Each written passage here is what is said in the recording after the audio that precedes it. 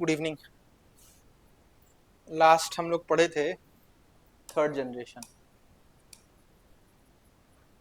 तो यहीं से स्टार्ट करेंगे। यही टॉपिक था ना?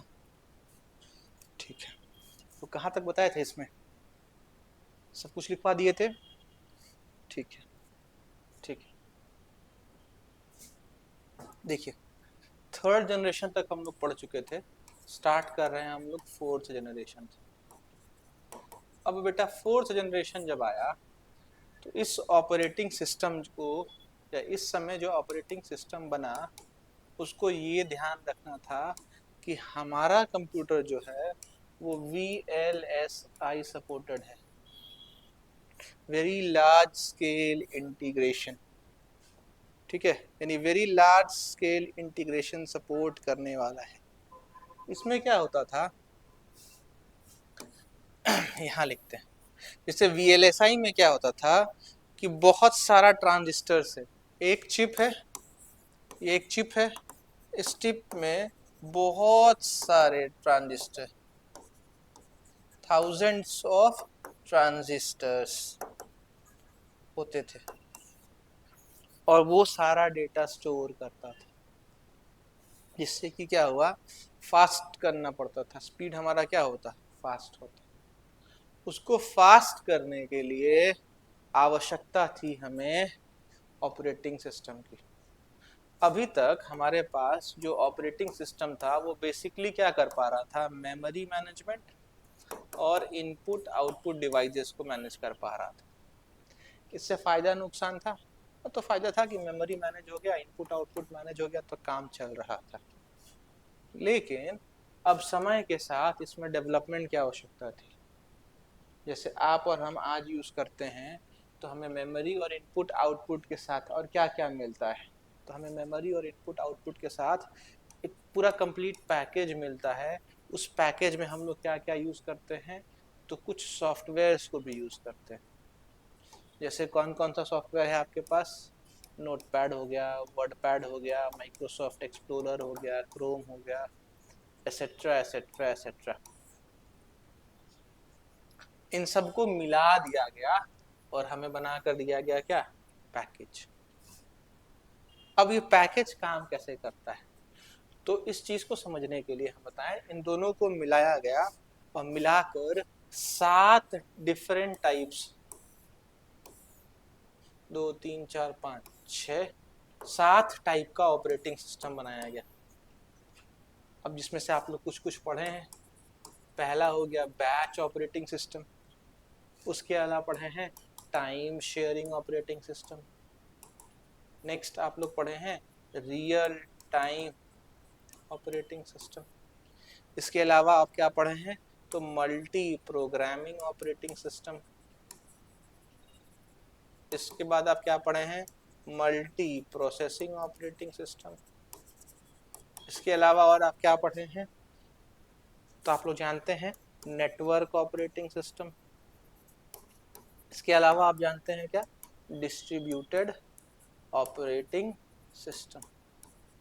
तो ये हमारा 7 हो गया ना, 2 3 4 5 6 7, ये 7 डिफरेंट ऑपरेटिंग सिस्टम्स हो गए। और इन्हीं 7 डिफरेंट ऑपरेटिंग सिस्टम्स का इस्तेमाल करके हमारे पास आज काम करने के लिए अलग अलग सॉफ्टवेयर्स बनकर आते हैं, या कहिए तो इन्हीं 7 का इस्तेमाल करके किसी एक का हम ऑपरेटिंग सिस्टम यूज करते हैं। ठीक है, अब जब आप और हम विंडोज़ यूज़ करते हैं या विंडोज़ इंस्टॉल करते हैं, तो उसको इंस्टॉल करने के लिए, उसको बनाने के लिए किसका इस्तेमाल करते हैं, पैकेज का यूज़ करते हैं। तो पैकेज में क्या मिलता है, ओएस प्लस सॉफ्टवेयर। ओएस और सॉफ्टवेयर कंबाइन करके हमें बना कर देता है पैकेज। ठीक है, अब आपको बैच बता चुके हैं, टाइम शेयरिंग बता चुके हैं, रियल टाइम बता चुके हैं, लेकिन फिर भी हम 2 मिनट याद दिला देते हैं। रियल टाइम का मतलब क्या होता है? रियल टाइम का मतलब होता है कि हर टास्क को करने में एक फिक्स्ड टाइम लगे, या एक डेफिनिट टाइम में काम होने लगे। यानी मान लीजिए कि हम टिकट बुक कर रहे हैं, तो हमारा टिकट अगर 5 मिनट में बुक हो रहा है तो ठीक है, अगले वाले का भी 5 मिनट में होना चाहिए। तो आप कहेंगे कैसे पॉसिबल है, तो उसका नेटवर्क स्लो है, मेरा फास्ट है। तो वही दिक्कत है, नेटवर्क फास्ट और स्लो होता है तो यहाँ पे हमेशा एरर आता रहता है, इसको हम लोग टाइम एरर कहते हैं। तो एक डेफिनिट टाइम में जब काम पूरा होने लगे तो उसको हम लोग क्या बोलते हैं, real time operating system. Multi programming operating system में क्या होता है कि मल्टी प्रोग्रामिंग में एक से अधिक प्रोग्रामिंग हो सकता है। इसमें क्या होता है कि आप जानते हैं प्रोग्रामिंग होता है, प्रोसेसिंग होता है, तो कहाँ पे होता है, मेन मेमोरी में। तो जब मेन मेमोरी में एक से अधिक प्रोग्राम हो तो उसको हम लोग कहते हैं मल्टी प्रोग्रामिंग। मल्टी प्रोसेसिंग का मतलब क्या होता है, तो मल्टी प्रोसेसिंग का मतलब होता है कि अगर एक बार में एक से अधिक टास्क को प्रोसेस कर रहा है तो क्या कहलाता है, मल्टी प्रोसेसिंग। यानी अगर आपको नहीं समझ में आया तो आप ऐसे समझ सकते हैं मल्टी प्रोसेसिंग के बारे में कि more than one independent processing units are present. More than one independent processing units are present, ठीक है। यानी एक से अधिक प्रोसेसिंग यूनिट्स इसमें होते हैं, जिससे कि काम क्या होता है, डिवाइड हो जाता है और काम करना क्या हो गया, इजी हो गया। नेटवर्क ऑपरेटिंग सिस्टम का मतलब क्या हो गया कि बहुत सारे कंप्यूटर्स हैं जो आपस में फिजिकली कनेक्टेड है। हर कंप्यूटर जो होगा उसका एक डिफरेंट ओएस होगा और हर ओएस को यूज करने के लिए एक डिफरेंट इंसान होगा, यानी डिफरेंट यूजर होगा। डिस्ट्रीब्यूटेड का मतलब क्या होता है, तो डिस्ट्रीब्यूटेड में जानेंगे कि बहुत सारे कंप्यूटर्स होते हैं जो वापस से या आपस में कनेक्टेड होते हैं और वो अपने प्रोसेसिंग लोड को शेयर करते हैं। मान लीजिए हम एक कंप्यूटर है, बगल में दूसरा है, तीसरा है, तो अगर हमारा प्रोसेसिंग यूनिट ज़्यादा है या हमारा प्रोसेसिंग हाई कैपेसिटी का है, बगल वाला कंप्यूटर स्लो काम कर रहा है, तो उसके डेटा को हम प्रोसेस करके उसको वापस भेज देंगे। कहाँ पे यूज़ होता है, तो ये बेसिकली यूज़ होता है साइंटिफिक एंड मैथमेटिक कैलकुलेशंस, ठीक है। तो यहीं से हम लोग को आगे कैरी फॉरवर्ड करना है। क्लियर है, कोई डाउट है किसी को? नहीं। अब देखिए प्रोग्राम जब हम लोग पढ़ते हैं तो प्रोग्राम के साथ साथ हम लोग एक कॉन्सेप्ट पढ़ते हैं प्रोसेसिंग का भी, ठीक है। और उस प्रोसेसिंग के साथ एक टर्म आता है प्रोसेस का भी। तो ये प्रोसेस होता क्या है, कहाँ यूज होता है, कैसे यूज होता है, ये भी हमें जानना पड़ेगा, क्योंकि अगला टॉपिक जो हमारा है वो प्रोसेस के बारे में ही, हम इसमें प्रोसेस को ही लेकर पढ़ेंगे। प्रोसेस क्या होता है ये हमारे लिए जानना बहुत ज़रूरी होगा, तो हम लोग उसको भी यहाँ पढ़ेंगे, ठीक है। कोई डाउट है, यस नो बताइए। नहीं। प्रोग्रामिंग की भाषा आप क्या समझते हैं, बताइए प्रोग्रामिंग क्या है आपके लिए? हाँ, सेट ऑफ इंस्ट्रक्शंस, ये कहेंगे तो सब लोग समझेगा। मान लीजिए हम ये कहें कि प्रोग्रामिंग का मतलब होता है सेट ऑफ इंस्ट्रक्शंस, तो आपको समझ में आएगा? यस नो बोलिए खाली। Yes sir. अच्छा, आपसे अगर ये पूछे सॉफ्टवेयर क्या होता है, वो भी सेट ऑफ प्रोग्राम्स, बोलिए सॉफ्टवेयर क्या होता है, set of programs, set of programs. अच्छा ठीक है, छोड़ो हटाओ, जो आप समझोगे हम वहीं से उठाएंगे, ज्यादा कंफ्यूजन हो। प्रोग्रामिंग का मतलब क्या हो गया, सेट ऑफ इंस्ट्रक्शंस। कभी आप ये समझे हैं कि प्रोग्रामिंग जो होता है वो कौन सी भाषा में लिखा जाता है, हाई लेवल, क्योंकि कंप्यूटर को समझ में आता नहीं है। कंप्यूटर उसको क्या करता है, लो लेवल लैंग्वेज में कन्वर्ट करता है, और कन्वर्ट करने के बाद क्या करता है, रन करता है। यस और नो? तो जब एक प्रोग्राम रन कर रहा होता है तो उसी को हम लोग बोलते हैं प्रोसेस। नहीं समझ में आया? ये समझ में आया? जब एक प्रोग्राम रन कर रहा होता है तो वो क्या कहलाता है, प्रोसेस। हम लोग देख सकते हैं नहीं, क्योंकि ये प्रोसेस जो है ये रन कर रहा होता है, तो ये कंप्यूटर के अंदर ट्रांसलेटर है वो देख रहा होता है, हमारे और आपके देखने से कुछ होने वाला नहीं। नहीं समझ में आया तो हम फिर से रिपीट करते हैं एकदम स्पष्ट भाषा में, आप ही लोग हमसे बताएं कि प्रोग्रामिंग का मतलब क्या होता है, सेट ऑफ इंस्ट्रक्शंस। तो भैया जब ये प्रोग्राम रन कर रहा होता है तो उसको हम लोग क्या बोलते हैं, प्रोसेस। प्रोग्राम रन कर रहा होता है तो क्या बोलते हैं, प्रोसेस। अच्छा, एक बात आप लोग मानते हैं कि इसी प्रोग्रामिंग को या इसी प्रोग्रामिंग से हम लोग सॉफ्टवेयर बनाते हैं, ये मानते हैं आप लोग? मैडम मानती हैं कि प्रोग्रामिंग का इस्तेमाल करके हम लोग क्या बनाते हैं? सॉफ्टवेयर।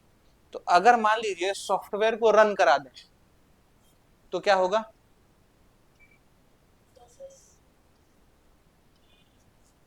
मान लीजिए हम सॉफ्टवेयर को रन करा दें, ये देखिए ये हमारे टीवी में सॉफ्टवेयर रन कर रहा है।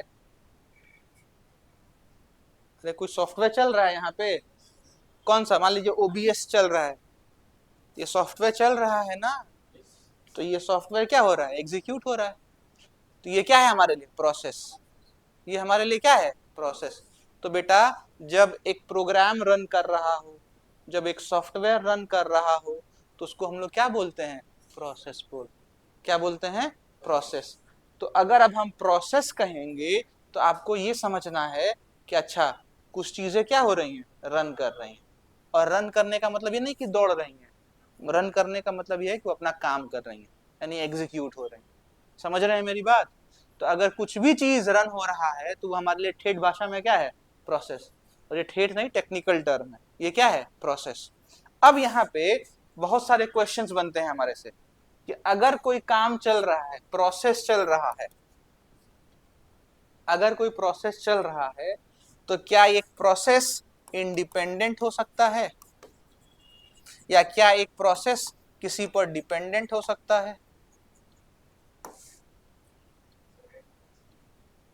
दोनों हो सकता है। हाँ। अच्छा, यहीं से एक और क्वेश्चन हमारे से बन सकता है कि एक प्रोसेस जो होगा वो क्या एक्सप्लिसिट होगा या इम्प्लिसिट होगा? तो बहुत सारे बच्चे होंगे जो कंफ्यूज हो जाएंगे कि सर एक्सप्लिसिट क्या होता है, इम्प्लिसिट क्या होता है। तो अभी हम लोग बेसिक्स तक जान रहे थे, जहां आपको टाइप्स ऑफ ऑपरेटिंग सिस्टम बताएं, अभी जो हम बताएं वो लिखवाएंगे। उसके बाद हम लोग ऑपरेटिंग सिस्टम का एक नेक्स्ट चैप्टर ही स्टार्ट करेंगे, वो हमारे लिए क्या होगा? प्रोसेस। तो क्या होगा? प्रोसेस। यानी अब ऑपरेटिंग सिस्टम हम जान गए कि ये होता है, तब वो रन कर रहा होगा तो रन करने के टाइम वो किन किन चीजों का ध्यान रखेगा वो अब हमें जानना है। तो जब वो रन कर रहा होगा तो वो क्या कहलाएगा? रन कर रहा होगा तो क्या कहलाएगा? समझ रही हैं मेरी बात? तो पहले हम लोग लिख लेते हैं, फिर अगली क्लास में प्रोसेस स्टार्ट करेंगे। क्लियर है? समझ में आ रहा है सबको? कोई डाउट है तो कहिए, फिर से बता दें। ठीक है, तो लिखिए। लास्ट पॉइंट कहां तक लिखे थे आप लोग? रियल टाइम लिखवाए थे? रियल टाइम ऑपरेटिंग सिस्टम लिखवाए थे? नहीं। तो उसी फोर्थ जनरेशन में ही अब सब कुछ डेफिनेशन के तौर पे लिखते जाइएगा, स्टार बनाइए और सब कुछ वहीं पे लिखते जाइए। स्टार पॉइंट बनाइए, लिखते जाइए, पहला हेडिंग डालिएगा उसमें रियल टाइम ऑपरेटिंग सिस्टम। अच्छा देखिए ना, एक तो वो लिखिएगा आप लोग रियल टाइम ऑपरेटिंग सिस्टम, लेकिन उससे पहले क्या करिए ना, ये वाला डायग्राम बना लीजिए, ये डायग्राम बना लीजिए, ये आपको बहुत मदद करेगा। इसको जैसा है वैसा ही बना लो। फोर्थ जनरेशन आया,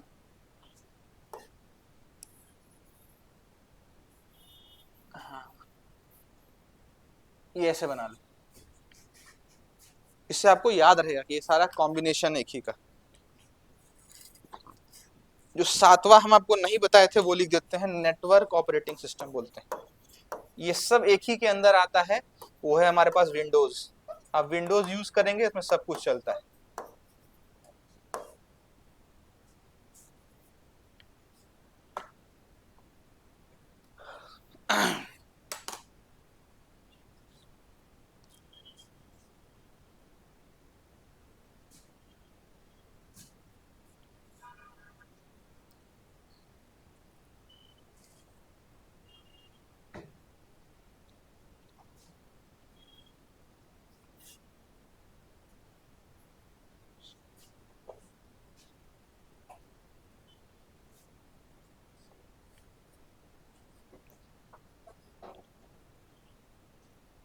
तो आप लोग बताइए विंडोज 11 क्या है? ओएस है कि पैकेज है?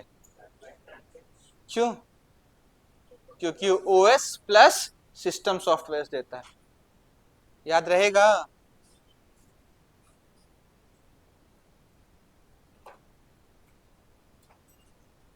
लिख लिए?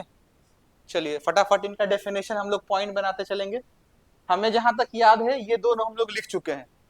अरे यस नो बैच लिखे हैं ना पहले, और ये भी आप लिखे हैं। तो हम लोग स्टार्ट करते हैं रियल टाइम ओएस, RTOS। हाँ ठीक है लिखिए।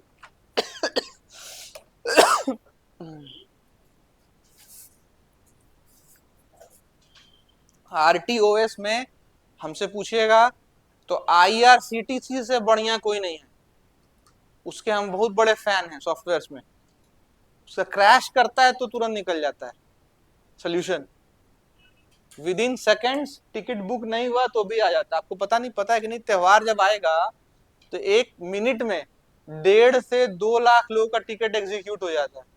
त्योहारों में IRCTC मिनट में 60 सेकंड में 1.5 से 2 लाख लोगों का टिकट एग्जीक्यूट कर देती है। यानी प्रोसेस को क्या कर लेती है, इनिशिएट कर लेती है। हाँ सॉरी, हाँ। और वही क्या होता है कि 1-2 बार क्रैश हो जाता है तो लोग IRCTC को गाली भी देता है, भरदम कर आता है, अरे इसका चक्कर में टिकट नहीं बुक हुआ, अपनी घरवाली छोड़ के भाग जाएगी। लेकिन ये लोग भूल जाते हैं कि भैया आप डिवाइड करिए 60 को 1 लाख से, तो हर एक प्रोसेस पे वो कितना फ्रैक्शन ऑफ सेकंड ले रहा है। हम तो कभी जोड़े नहीं, आप लोग ट्राई करिएगा। लिखिए क्या लिखे थे हम लोग, रियल टाइम ऑपरेटिंग सिस्टम लिखोगे। It is used to control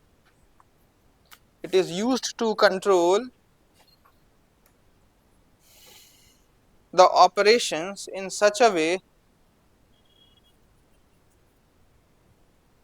it is used to control, sorry ये लिखा ना, it is used to control the operations in such a way that the task ends in a definite time, in a definite time, in a definite time, in a definite time। Next point आप लिखेंगे अब, next point लिखेंगे multi programming operating system के बारे में। Next point आप लिखेंगे multi programming operating system के बारे में। लिखेंगे पहला point, it allows more than one active program, it allows more than one active program to be saved in the main memory।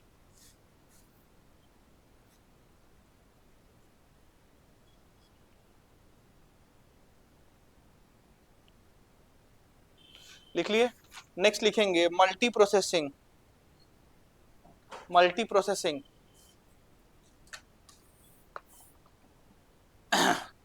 इसमें आप लिखेंगे मोर than one independent processing units are there, independent processing units are there, more than one independent processing units are there। Next point आप लिखेंगे network operating system के बारे में।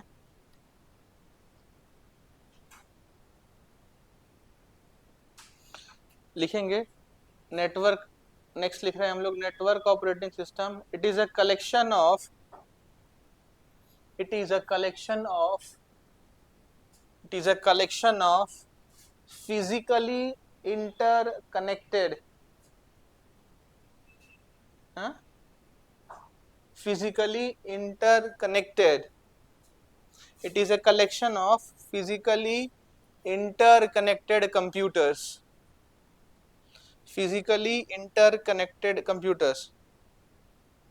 लिख लिए? नेक्स्ट लिखेंगे each computer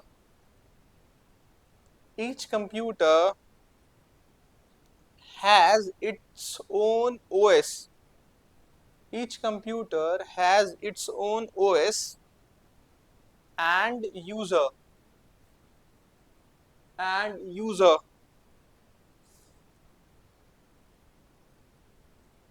नेक्स्ट लिखेंगे distributed operating system. Distributed operating system, इसमें लिखेंगे it consists of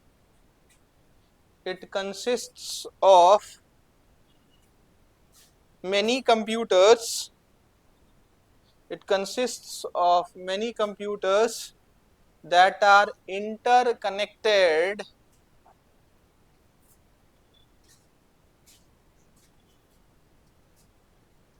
so that they share their processing load among themselves, so that they share their processing load among themselves, among themselves, among themselves।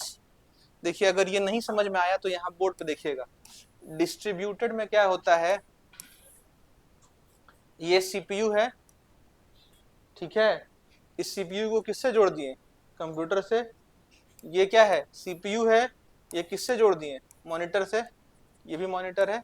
ये CPU है, किससे जोड़ दिए, monitor से। अब ये सारे जो हैं वो आपस में इंटरकनेक्टेड हैं, ठीक है। तो इस केस में हम लोग क्या करते हैं, आएंगे उस पर भी बता देंगे। इसमें हम लोग क्या कर सकते हैं कि यहाँ पर इसका भी प्रोसेसर है, इसमें भी क्या है, प्रोसेसर है, इसमें भी क्या है, प्रोसेसर है। तो हो सकता है कि यहाँ पे i3 लगा है, यहाँ क्या लगा है, i5, यहाँ क्या लगा है, i7। तो बहुत बढ़िया क्वेश्चन पूछी हमसे कि सर तब नेटवर्क में क्या अंतर है और डिस्ट्रीब्यूटेड में क्या अंतर है, यही ना।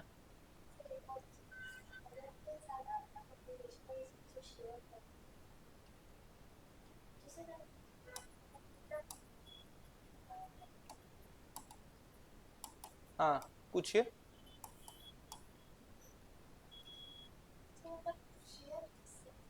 ठीक है, आते हैं, बताते हैं उस चीज को भी। अब देखिए होता क्या है, एक टर्म होता है टोपोलॉजी, सुने हैं आप लोग। टोपोलॉजी का मतलब क्या होता है, इंटर कनेक्शन ऑफ कंप्यूटर्स, यानी एक कंप्यूटर को दूसरे कंप्यूटर से जोड़ा जा सकता है।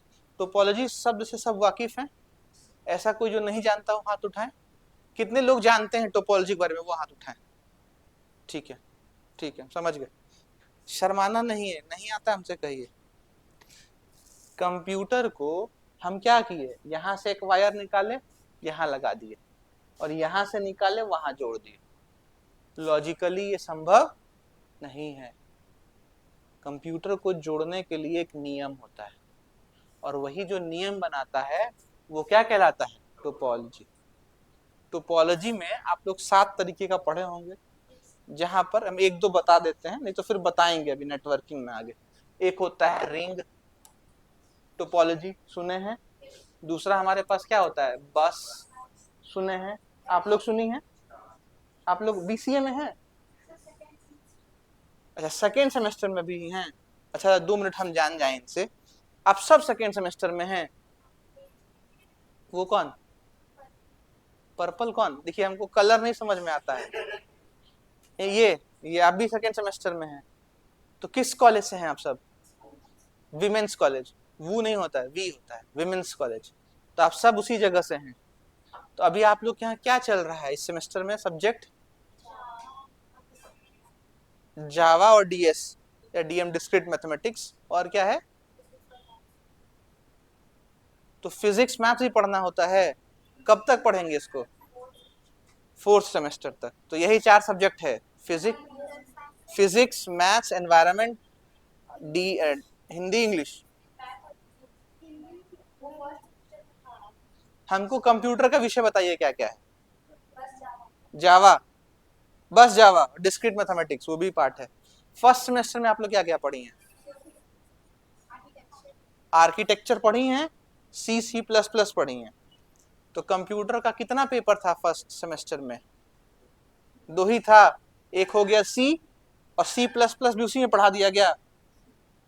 अच्छा, आर्किटेक्चर में क्या पढ़ाया गया, असेंबली लैंग्वेज, नहीं। कौन है आपके यहाँ एचओडी अभी? नहीं पता। अच्छा जरा 2 मिनट हम जान जाए फिर वापस आएंगे। ये तो बच्चे सेकेंड सेमेस्टर वाले हो गए। थर्ड सेमेस्टर में कौन क्यों बैठा है यहाँ पे? थर्ड में आप बैठे हैं तो सिलेबस तो यही होगा फर्स्ट सेकंड आप लोग का भी, रांची यूनिवर्सिटी से ही है ना, तो फर्स्ट सेकंड तो सेम होगा। थर्ड में आप क्या पढ़े? हाँ, बीएससी आईटी, ठीक है। तो आपका सिलेबस तो सेम है ना, तो थर्ड सेमेस्टर में क्या क्या है आपके कंप्यूटर में? हाँ, ओएस पढ़ा दिया गया है आपके यहाँ, और क्या था?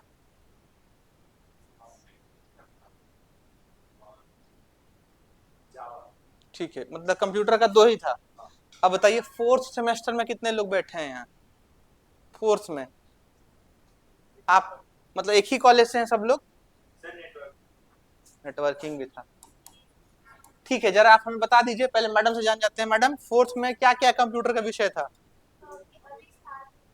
क्या क्या है उसमें? पाइथन और HTML। प्लीज वेट वेट, हाँ सॉफ्टवेयर इंजीनियरिंग और, ठीक है। आप लोग बताइए जो बच्चे हैं फोर्थ सेमेस्टर में, इसके अलावा भी कोई टॉपिक है आप लोग जो पढ़ रहे हैं? पाइथन HTML के अलावा, सॉफ्टवेयर इंजीनियरिंग के अलावा और कोई टॉपिक है? DVMS फोर्थ में ही है तो?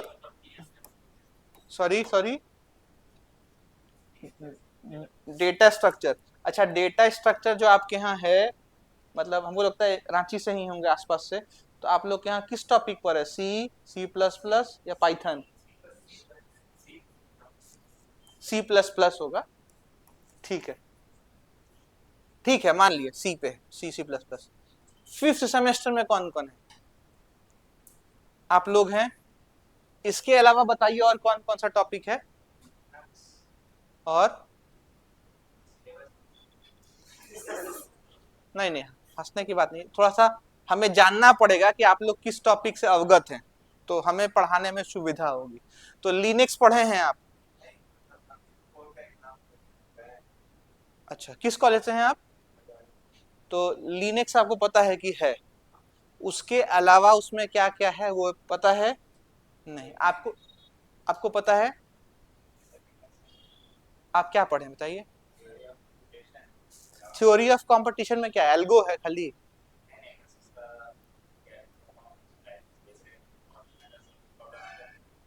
समझ गए, यानी एल्गो का पार्ट पढ़े, और क्या पढ़े उसमें?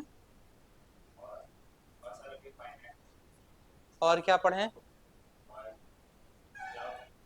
क्लाउड कंप्यूटिंग, तो सास पास ये पढ़े होंगे, पढ़ रहे हैं सास पास पढ़ रहे हैं। और क्या पढ़े उसमें?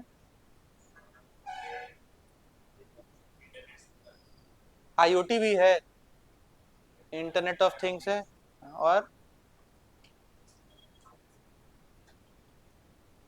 अच्छा आपका भी किस कॉलेज है? सेम कॉलेज है आप लोग का, ये रांची जेबीएस, ठीक है।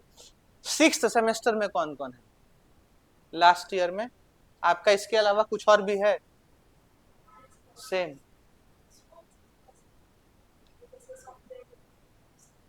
हाँ तो मान लीजिए, ठीक है मान लीजिए SDLC एक होगा। हाँ हाँ, ठीक है। और बताइए आपके यहाँ और कुछ है? हम समझ गए पाइथन पे। आप किस कॉलेज से हैं? तो अच्छा, तो आपका भी सिलेबस हो गया इनके साथ। आप लोग नहीं बताएं कुछ सिलेबस के बारे में अपने?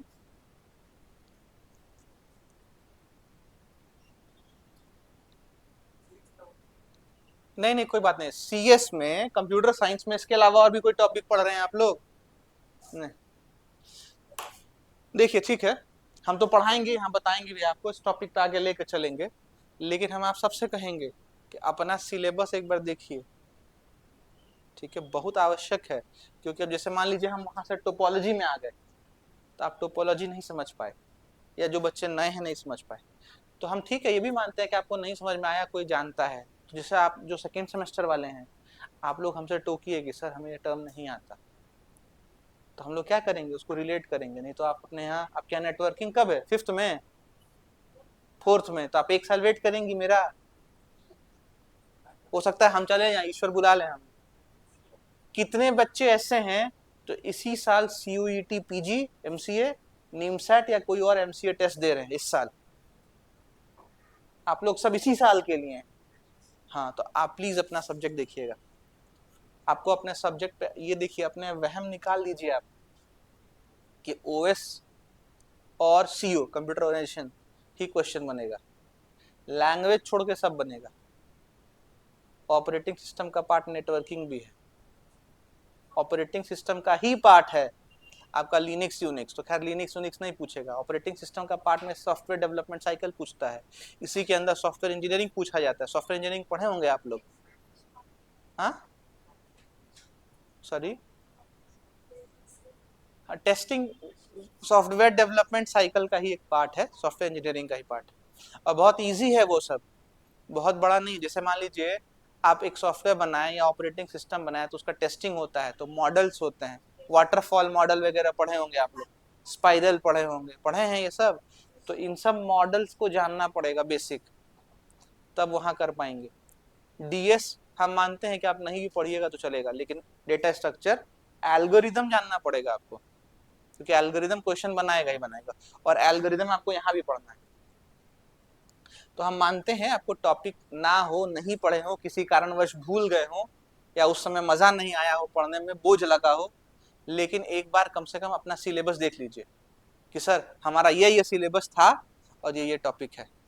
क्योंकि जितना भी BCA में लैंग्वेज छोड़कर आपका था वो सब आएगा। लैंग्वेज नहीं आता, कोडिंग नहीं आता, बहुत ज्यादा अगर होगा उसका मन किया तो C++ में 3-4 कॉन्सेप्ट है, जैसे पॉलीमॉर्फिज्म पढ़े होंगे, एब्स्ट्रैक्शन पढ़े होंगे, पढ़े ये सब ना।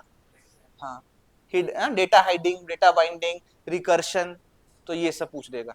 उससे अधिक वो कोडिंग में नहीं जाते लोग, उनको पता है कि कई बार बच्चा बढ़िया मिल गया तो कोडिंग तुरंत सॉल्व कर लेगा, क्योंकि कॉन्सेप्ट सीखना है।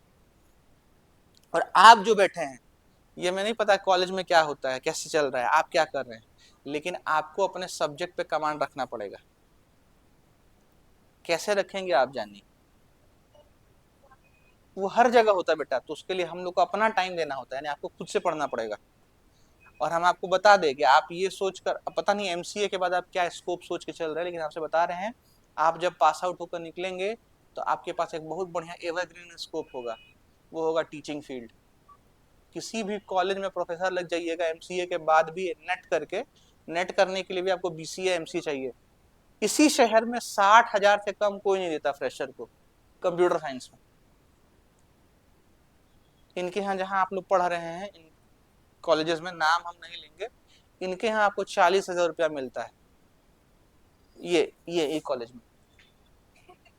फ्रेशर हैं आप तो, क्योंकि फिलहाल आपको पता है कि ऊपर से बहाली नहीं निकल रही है, तो फिक्स किया गया कि हम आपको 40,000 देंगे, अब हमारे यहाँ आइए, पढ़ाइए, जाइए। आप लोग के यहाँ भी वही चल रहा है फिलहाल। आने वाले टाइम में 2 साल 4 साल में ये उम्मीद किया जा रहा है कि हमारे यहाँ जो कमीशन है, जब वो प्रॉपरली सेट हो जाएगा तो असिस्टेंट प्रोफेसर की वैकेंसी निकालेगा, और आप वहां से प्रोफेसर बनकर आएंगे तो कम से कम आप 1,25,000 रुपया सरकारी में पाएंगे। नहीं विश्वास होता मत मानिए, एक दिन उठिए, गाड़ी, साइकिल, मोटरसाइकिल, स्कूटी उठाइए, central university of Jharkhand visit करके आइए, CUJ विजिट करके आइए, पूछिए कि भैया आपके यहाँ जो कंप्यूटर साइंस में फैकल्टी आया होगा या है, कितना मिलता होगा, तो कोई भी कहेगा 1,20 1,25 से कम नहीं मिलता, मुश्किल से 3-4 लेक्चर लेना है। हाँ, IT बहुत बढ़िया, IT सेक्टर बहुत बढ़िया है, तो आप लोग में से बहुत लोग होंगे IT में जाएंगे, लेकिन जो ये सोच के बैठे हैं कि सर पैसा बढ़िया मिले, इसी शहर में घर हो, परिवार माँ पिताजी को लेकर चलें, तो हम यही कहेंगे BCA बढ़िया से पढ़िए, कॉलेज निकालिए, MCA जाइए, करिए। आपका MCA क्लियर होते होते आप UGC नेट के लिए एलिजिबल हो जाएंगे। फर्स्ट सेमेस्टर में आप तो एडमिशन लेने के बाद ही आप नेट दे सकते हैं।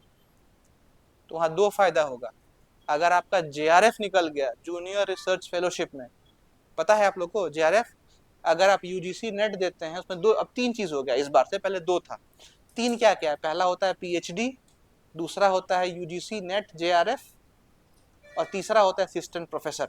तीनों का अलग अलग कट ऑफ बनता है। आपका बीसीए एमसीए ठीक ही होगा क्योंकि आप सीयूटी जा रहे हैं, तो हम मानते हैं।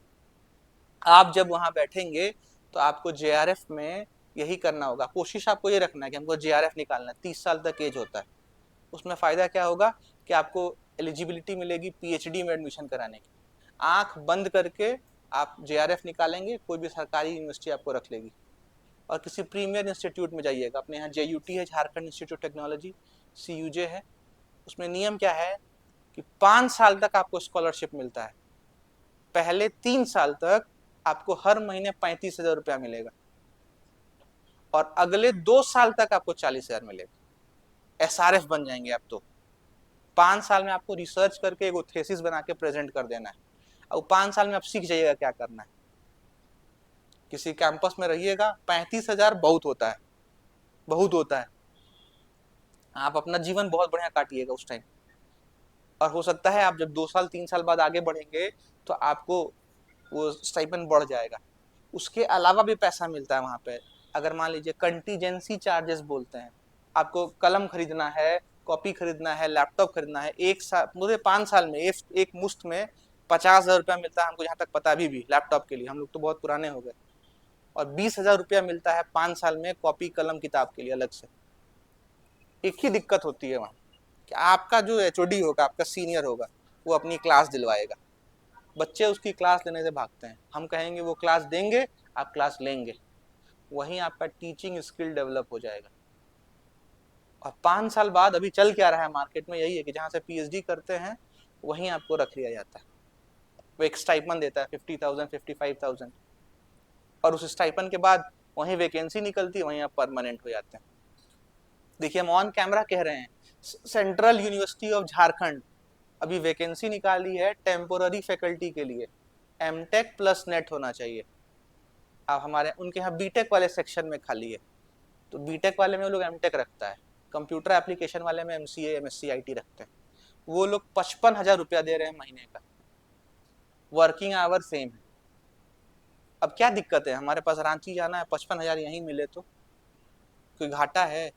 कोई घाटा नहीं। तो आपको अपने सब्जेक्ट पे कमांड रखना होगा। हमें नहीं पता कि आप क्या सोच के लिए थे, हमें नहीं पता कि आपके फ्रेंड्स क्या कहेंगे। वो आपसे कहेंगे कि सर डेवलपर बन जाइए, लेकिन बेटा हम यही मानते हैं नौकरी ऐसी हो जहां अपना घर हो और अपने हम माँ पिताजी को लेकर उनको टाइम दे सके। और प्रोफेसर से बढ़िया नौकरी कोई नहीं है। सुबह गाड़ी नहाते निकलो, स्कूटी स्काटी गाड़ी जो खरीद लिए हो, 10 बजे कॉलेज पहुंचना है, 4 बजे निकल जाओ। हमारे तरह आओ, कहीं खड़े होकर पढ़ा लियो तो पढ़ा लो, नहीं तो घर जाके सो जाओ। बहुत आसान काम है। आने वाले 5 साल में बहुत सारे रिफॉर्म्स होंगे हायर एजुकेशन में। अगर आप लोग न्यूज़ फॉलो करते होंगे तो देखिए अभी लिबरलाइजेशन लाया जा रहा है कि ठीक है भैया कहीं से पीएचडी करके आइए, लेकिन हमारे कॉलेज में पढ़ाने आइए। अब कह रहा है कि ठीक है बिना नेट के भी आइए पढ़ाइए। देखे हैं अभी 2-4 दिन से यूजीसी नॉर्म्स में बदलाव आ रहा है, क्योंकि प्रोफेसर ही नहीं। और हम लोग जिस फील्ड से हैं ना, हमारे फील्ड में कोई प्रोफेसर बनना ही नहीं चाहता। 2 रीजन है। पहला, बहुत सारे ऐसे कॉलेजेस खुल गए हैं जहाँ पढ़ाई नहीं होता, या जहाँ हम पढ़ना नहीं चाहते, डिग्री के लिए नाम लिखा लिए। और दूसरा कि भैया ये एक ऐसा फील्ड है जहाँ कई सालों से कोई भर्ती नहीं हुई है, तो जब आएगा तो बोरा भर के रखेगा नौकरी में। उस टाइम यही पीढ़ी आगे बढ़ा होगा, क्योंकि 2 साल में तो एमसीए कंप्लीट कर लोगे। इसलिए पढ़ो। आपको अपना भविष्य नहीं समझ में आता तो कभी आंख बंद करके सोचना कि भैया 1,25,000 अभी मिल रहा है, अगले साल 8वां वेतन लागू हो जाएगा, वो 1,25,000 करीब 2 लाख हो जाएगा महीने का इन हैंड। 12% कटने के बाद, कटता है पैसा पीएफ उएफ में, तो 2 लाख इन हैंड आएगा। आप सीयूजे वगैरह में बनेंगे, अगर अंदर क्वार्टर वाटर सब मिलेगा। तो सोचो साल का 24 लाख का पैकेज है, घर पे रहना है, बाल बीवी बच्चा मेहरारू माई बाप सब साथ में। और सबसे बड़ा दिक्कत, आज मेरा मन नहीं किया, पल्ला मार दिया, हमको ठंडा लग गया, हम नहीं जाएंगे कॉलेज।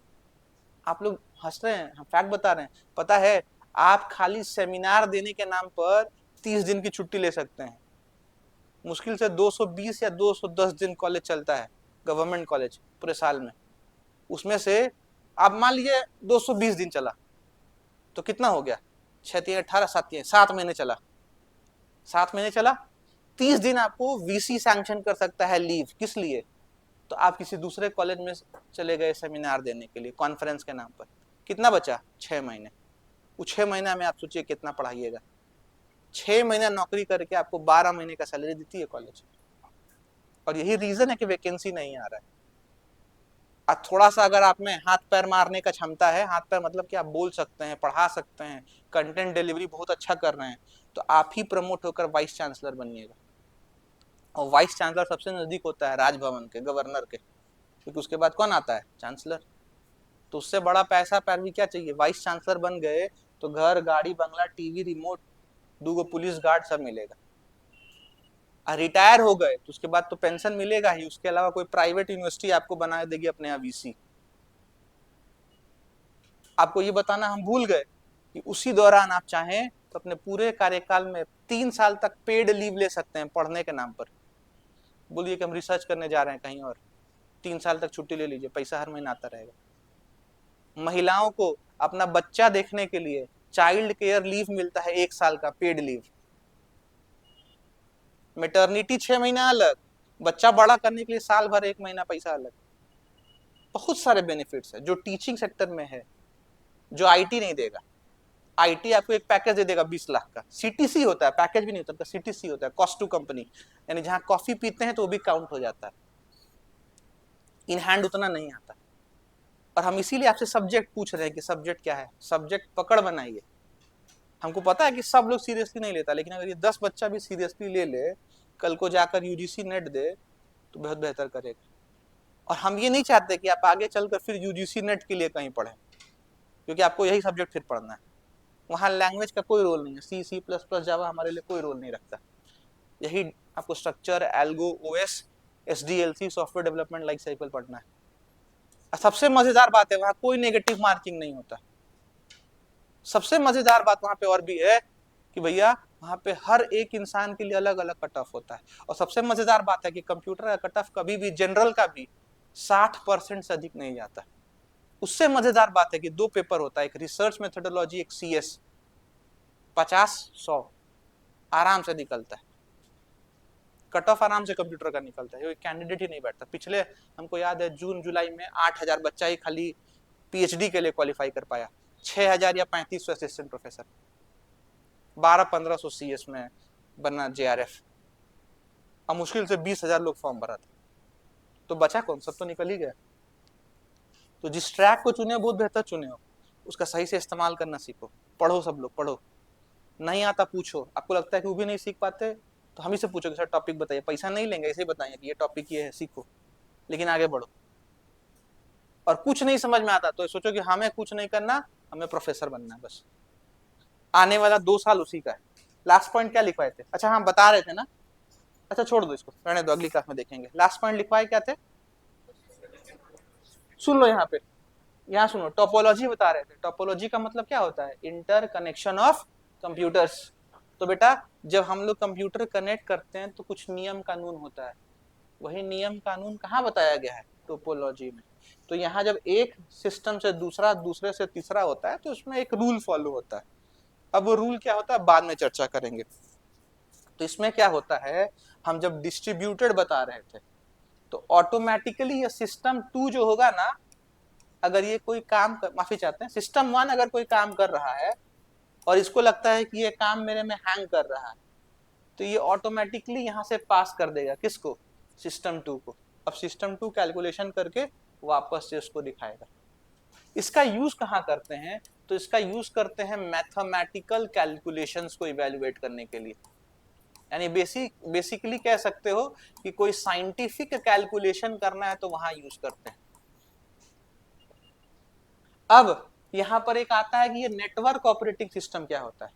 तो नेटवर्क ऑपरेटिंग सिस्टम आप लोग गौर करेंगे, ये होता है कि मान लीजिए एक फाइल यहां सेव है और ये वाला जो है ग्राउंड फ्लोर पे लगा हुआ है हमारा कंप्यूटर, और ये सिस्टम लगा है 3rd फ्लोर पे, ये लगा है 7th फ्लोर पे। तो 3rd फ्लोर पे बैठा इंसान जो है वो 1st फ्लोर यानी ग्राउंड फ्लोर और 7th फ्लोर वहां से डेटा कॉपी कर सकता है, ला सकता है। इसको हम लोग क्या बोलते हैं? नेटवर्क ऑपरेटिंग सिस्टम, जो हमें विंडोज प्रोवाइड करता है। नेटवर्किंग किए हैं ना, ये सुने होंगे आपके कॉलेज में होता होगा कि भैया रिसेप्शन पे कोई बैठा है, उसको डेटा चाहिए फीस डिपार्टमेंट से, तो वहां से भी वो कॉपी कर लेता है। और इसी का एक एडवांस वर्जन बनकर आया है, जिसको आप और हम क्लाउड कंप्यूटिंग के नाम से पढ़ते हैं, पढ़े हैं। अब क्लाउड कंप्यूटिंग में क्या हो गया, तो ये वायर का झोल खत्म हो गया है। तो खैर वहां तक भी हम लोग जानेंगे, लेकिन फिलहाल आप यही समझिए कि डिस्ट्रीब्यूटेड का मतलब क्या हो गया, कि जो प्रोसेस था ऑटोमेटिकली कहाँ शिफ्ट हो जाता है, ऐसे कंप्यूटर में जिसका प्रोसेसर क्या हो, फास्ट हो। क्यों शिफ्ट होता है, क्योंकि उसका प्रोसेसर ऑटोमेटिकली क्या है, हाई क्वालिटी का है, हाई सोल्यूशन देने वाला है। कहाँ पे यूज करते हैं, तो मैथमेटिकल और साइंटिफिक कैलकुलेशंस करने में करते हैं। दूसरा पॉइंट आपको हम बताएं नेटवर्किंग के बारे में, नेटवर्क ऑपरेटिंग सिस्टम, तो ये हमारा फाइल ट्रांसफर खाली अलाउ करता है, कोई कैलकुलेशन संभव नहीं है।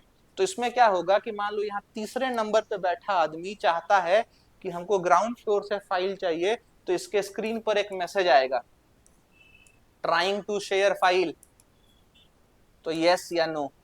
तो जब ये कंफर्म करेगा यस, तभी आप इसके सी ड्राइव, डी ड्राइव या ई ड्राइव को चेक कर पाएंगे और वहां से फाइल उठाकर ला पाएंगे। अब नए टेक्नोलॉजी में क्या हुआ है, तो इसको रिप्लेस कर दिया गया, यहाँ कोई सिस्टम नहीं रहता। अब यहाँ पे क्या होता है, यहीं पे क्लाउड बना देते हैं।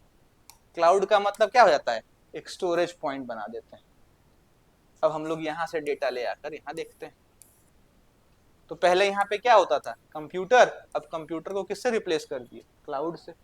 क्लाउड क्या हो गया, आपको क्लाउड नहीं समझ में आता तो ध्यान रखिएगा, collection of many hard disk, बहुत सारे हार्ड डिस्क का जो कॉम्बिनेशन होता है उसको हम लोग क्या बोलते हैं, क्लाउड बोलते हैं। कहाँ पे स्टोर होता है, नहीं लिखो नहीं, ये सब लिखो नहीं, समझो मेरी बात, हम सब पढ़ाएंगे। ये स्टोर कहाँ होता है, तो किसी रिमोट लोकेशन में होता है। रिमोट लोकेशन का मतलब क्या होता है, कहीं दूर पे होता है। अभी या 2 मिनट पहले जब हम बता रहे थे, तो यहाँ जब कंप्यूटर था तो दोनों कंप्यूटर किससे जुड़ा होता था, वायर से। यहाँ पे ये वायर का कॉम्बिनेशन खत्म हो गया, अब ये क्या हो गया, वायरलेस हो गया। ये क्या हो गया, वायरलेस हो गया। बेस्ट एग्जांपल क्या है, गूगल ड्राइव, वो क्लाउड है। क्यों, क्योंकि हम इस कंप्यूटर में अपना ईमेल आईडी लॉगिन कर देंगे, तो हमारा गूगल ड्राइव का सारा डेटा यहाँ दिखेगा। अगर हम उस कंप्यूटर में लॉगिन कर देंगे तो सारा डेटा कहाँ दिखेगा, वहां दिखेगा। और डेटा हमारा कहाँ स्टोर है, कहीं रिमोट लोकेशन में, लेकिन उसको एक्सेस हम कहीं भी कर पा रहे। तो ये क्या होता है, ये क्या होता है, यही क्लाउड कंप्यूटिंग होता है। सबसे बड़ा मार्केट क्लाउड कंप्यूटिंग का आने वाले टाइम में होगा, और ये हमें देने में सबसे बड़ी प्राइवेट कंपनी है, इसको आप अमेजन वेब सर्विसेज के नाम से जानते हैं, सुने होंगे इसके बारे में। तो ये सब हम लोग आने वाले टाइम में पढ़ेंगे। तो ये सब हम यूज कर रहे हैं। अंतर क्या है ना, कि पहले हम लोग बेसिक से स्टार्ट किए हैं, उसी को जोड़ते जोड़ते कहाँ चल रहे हैं, आगे चल। क्लियर है, कोई डाउट है किसी को, कोई डाउट है आप लोग को,